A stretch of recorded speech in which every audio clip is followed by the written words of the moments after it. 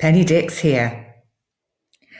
And for people that have been watching these already, as you know, I'm looking at how we manage our stress and anxiety during this very difficult time, and how we can, today is about how we can challenge unrealistic thoughts.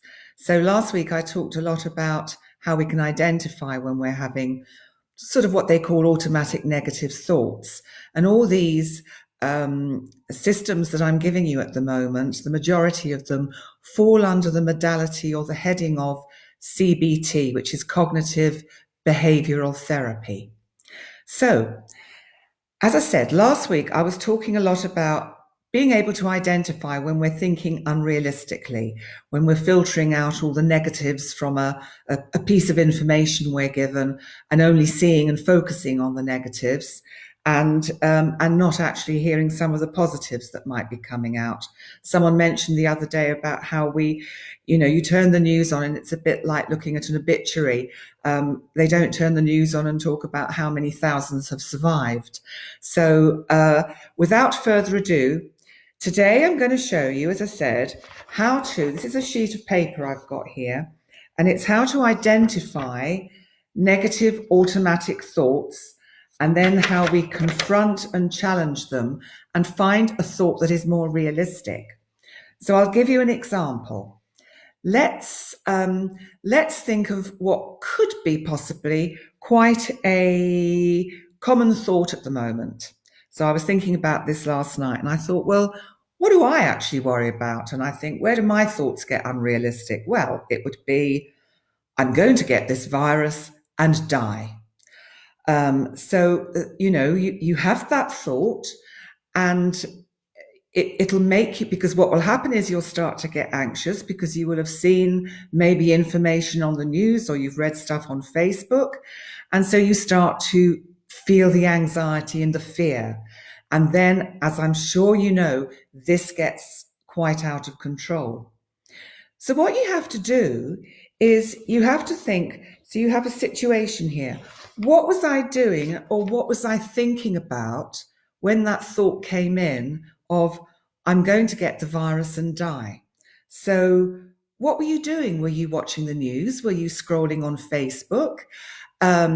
We do all of these things, and then it can really affect us on a quite deep level. So in the first column, and what I'm going to do is, anyone who wants to actually know more about how to do this, if you message me, I will send you a picture of this, and then you can make copies yourself. And if you want help individually on how to work with it, then just ask. Okay. So what we would do in this first column, we would say, I was scrolling on Facebook and I saw, okay, Facebook says from a news report that we're all going to get this virus and die, which of course isn't true. So, or my friend Mary on Facebook says, or the news says. So that would be what has made us get into this kind of feeling of, I'm going to catch this virus and die. So, and then what we have to do is rate the thought. How bad is it on a scale of, say, 1 to 100? Is it 100? Do you really believe this? Is it just, say, 80%? Or maybe as you start to think about it, maybe that comes down to 50%, or maybe even 30%. What you want to do is get that down to maybe 1% or even 0. So how do we do that? Well, first of all, we have to look at, what thinking errors am I making by thinking that? So with a statement like that, I'm going to catch the virus and die, maybe I'm jumping to conclusions. Maybe there are alternatives to my belief. Am I assuming that my view is the only one possible? Am I asking questions that have no answers? So what you would do is, having rated it, so you believe it is, say, let's say 80% true. So already then, having just written it down and thought about this statement, you will already be beginning to think, oh, okay, 80% of me thinks that.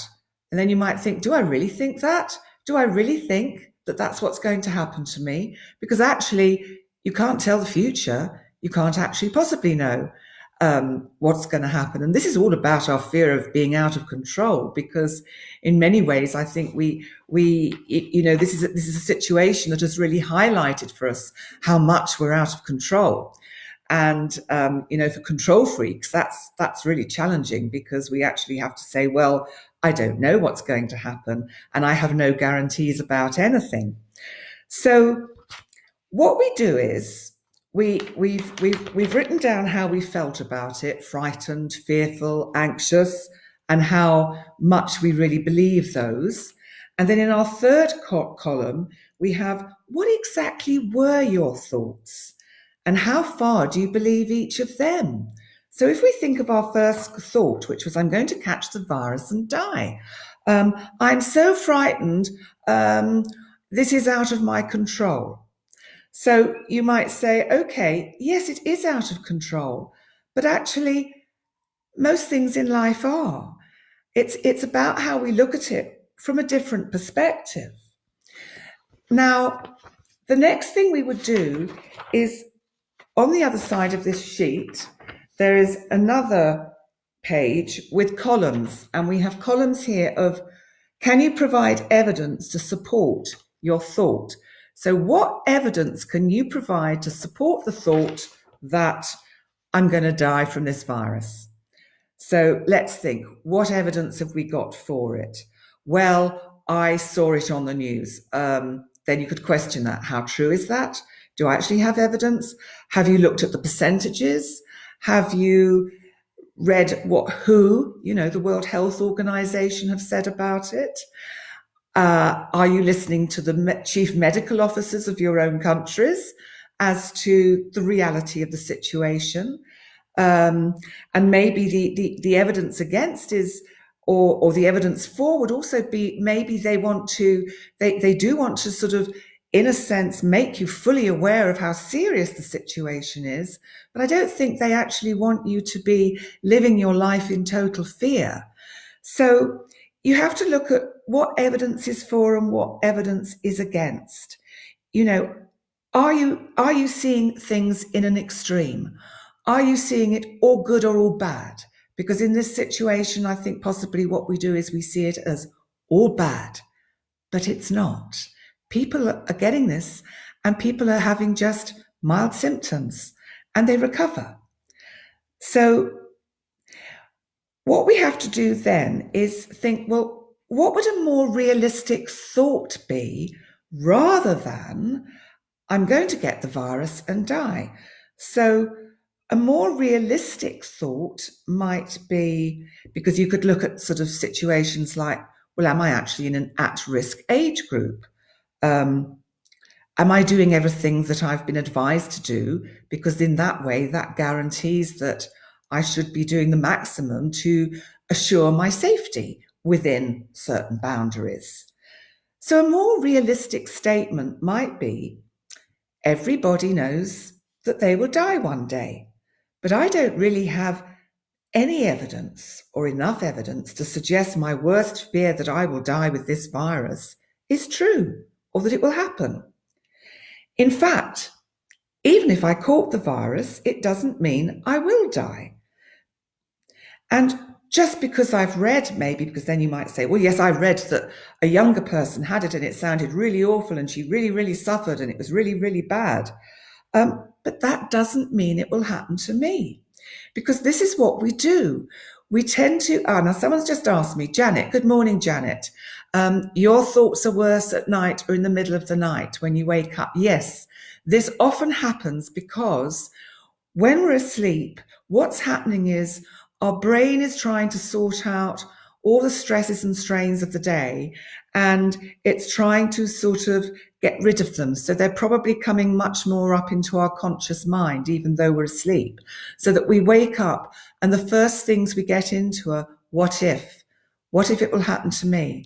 And the worst thing we can do if we wake up in the night is actually look at the news or go on Facebook, because then it just magnifies that. Because what we do is we go into filtering, we just see all the bad points, all the negatives, we're not seeing that, hey, so many hundreds of thousands of people have recovered. And it's much worse at night because we feel more vulnerable at night. And often there's nobody that we can actually just instantly reach out to.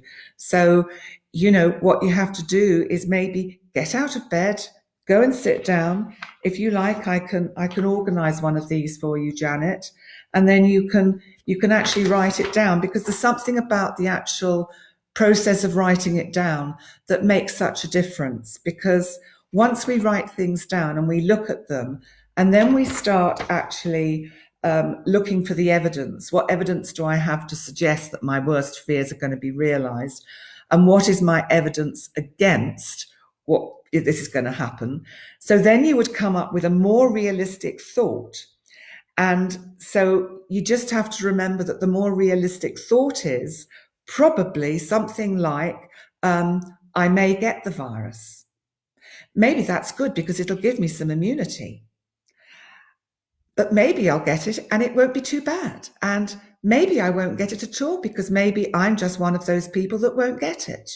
There are all sorts of possibilities. You have to play around with the solutions of the possibilities. And then, having written down that thought, you have to think, well, how do I rate this thought now? And the thought being, I might get this virus and die, or I'm going to get this virus and die, or my loved ones are. Let's just add that into the equation. I think you'll see that once you've gone through this whole process of actually identifying all the thoughts and looking at them, you'll see that you actually feel it feels less. Because what I did, and we're running over time, but I'll just finish this and come back to it on the next one.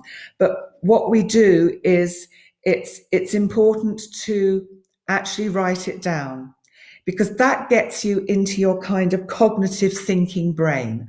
That gets you out of this primitive brain that is going, oh, what if, and oh God, it's going to happen to me, and oh my God, it's all so scary. And that gets you back into your cognitive brain, the brain that will go, okay, let's write it down. And then you'll go back to sleep and you'll look at it in the morning and you'll think, oh dear, yes, okay, right, okay. And you'll feel that you get back on a much more kind of level balance. So I'm going to draw this to a conclusion today, but I'm going to talk about this much more and in more detail for next time, which will be on Wednesday at 10 o'clock. I'm just going to do the 3 this week and probably one on the Saturday afternoon, which is the cozy fireside chat one. And I just want to leave you with a thought today, because I saw this on Facebook and I know a lot of you will have done, but it did make me laugh. So don't lose your sense of humour in this. So just remember, when you're feeling stressed and anxious, someone out there is quarantined with your ex. Thank you. Bye for now.